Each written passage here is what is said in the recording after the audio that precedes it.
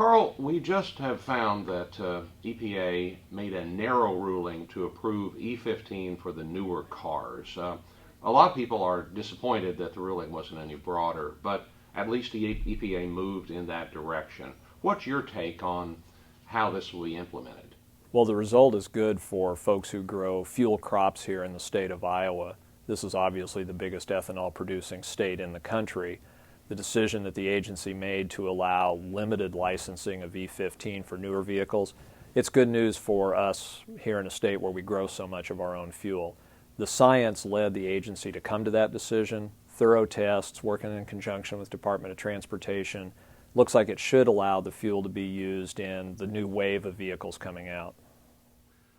Okay, switch gears here. Senator Grassley has railed on anything that would regulate dust, and the EPA has said it's looking to regulate particulate matter. Are you coming to any resolution there of saying that dust is not that particulate matter?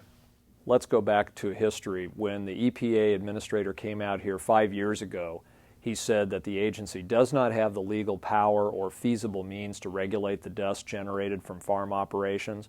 That's still the agency's position. Our focus is on the particulates that come from urban industrial production, like coal burning power plants, cement kilns, and refineries. We're not able to, nor do we have the legal authority right now, to regulate dust from agriculture.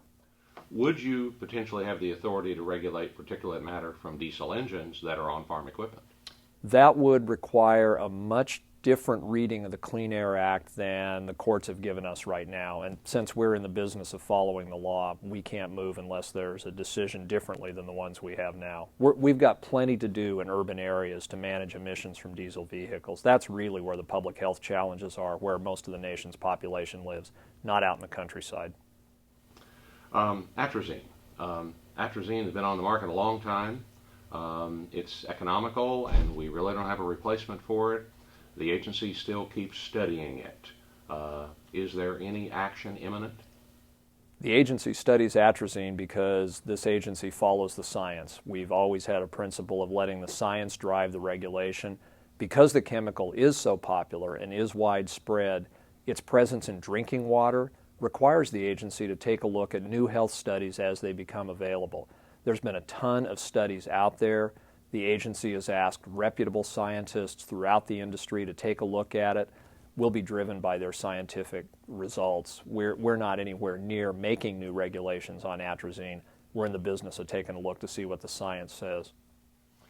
Final thing, and that is, you are of the new administration. You've been on the job less than 2 years, but you've now seen the EPA Region 7 from the inside.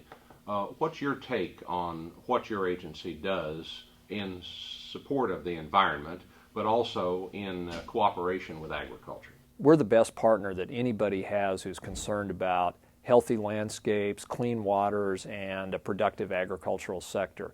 When we protect public health and the environment, we really make it possible for agriculture to do its job. We partner with all kinds of stakeholders. We partner with the state agency in Iowa. I think that the work we do is generally designed to make this state and the ag sector more productive. I'm very proud of the work that we do at this agency.